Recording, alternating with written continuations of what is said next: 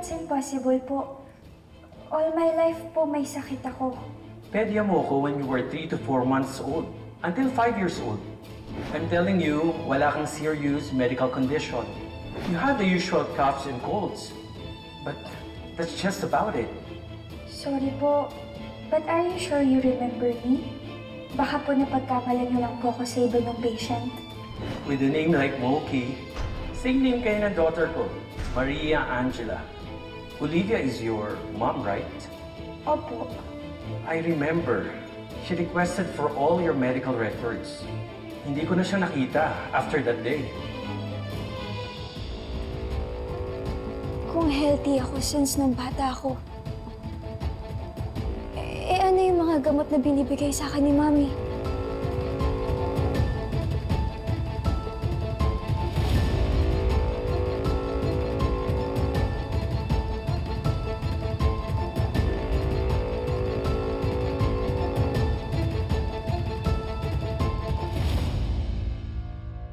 Bakit mo naman pinatulan yung amo mo?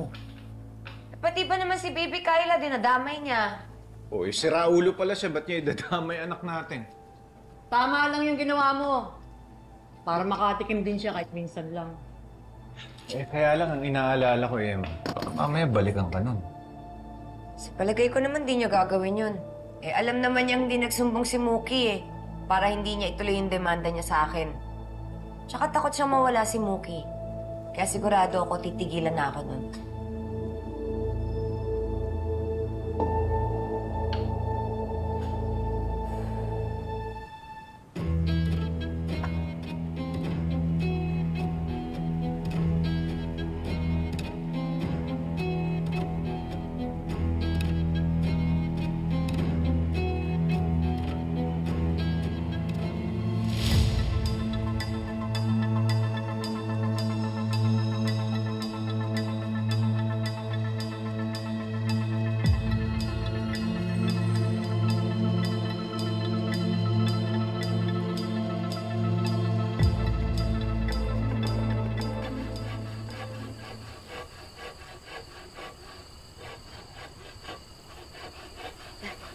Dan.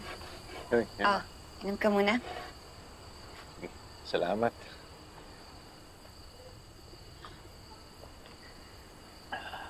August 5 na bukas. Ba, ano nga pala, no? 17 years na nakakalipas yung landslide. Malapit na sana magdibo si Kyla. Di pa tayo nakakabisita sa kanya simula nang lumipat tayo dito. Para saan pa, Emma? Alam kong walang puntod si Kyla. Pero gusto ko sana siyang ipagsindi ng kandila. Sige, kung yan ang gusto mo. Mukhang importante para sa'yo na nandun tayo mismo sa araw na kamatay ni Kyla. Pupunta tayo.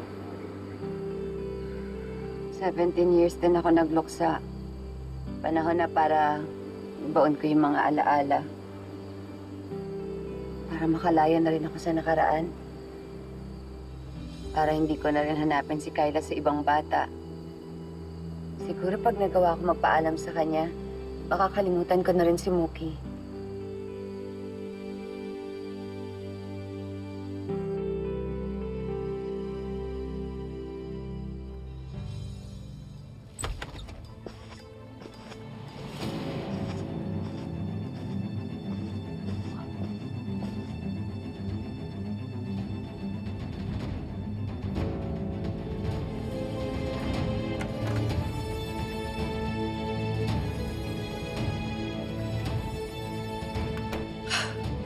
Who does she think she is?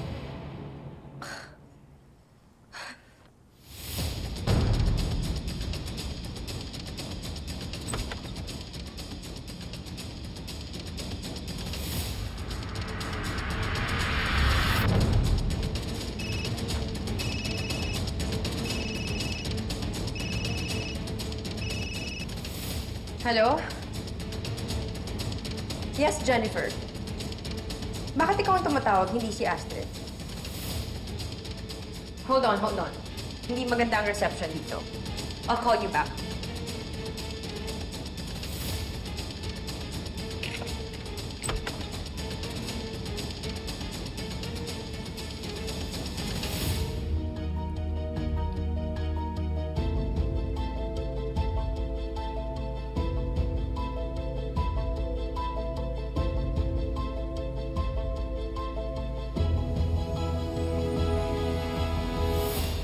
Ano ba yan? Ngayon pa nawalan ng internet.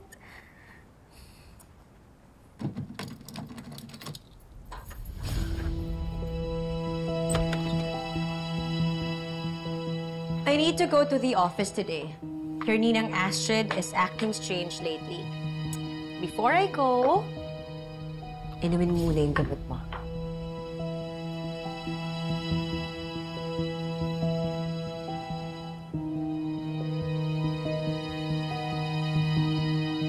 That's my girl. So, andyan sa baba si Flor. If you need anything, just tell her to call me. Uuwi ako agad. Mwah! Bye!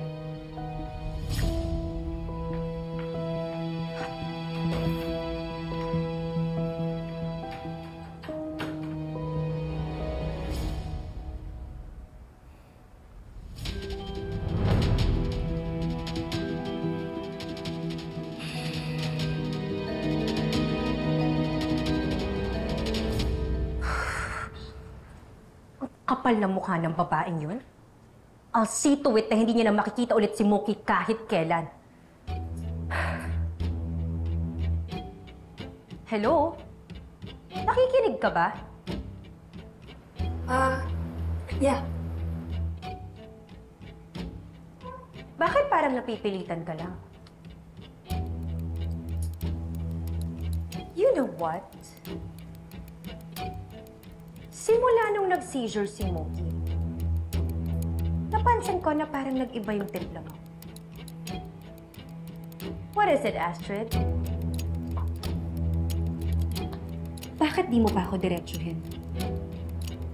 Do you think I'm a monster? Na masama akong ina? Is that what you think of me?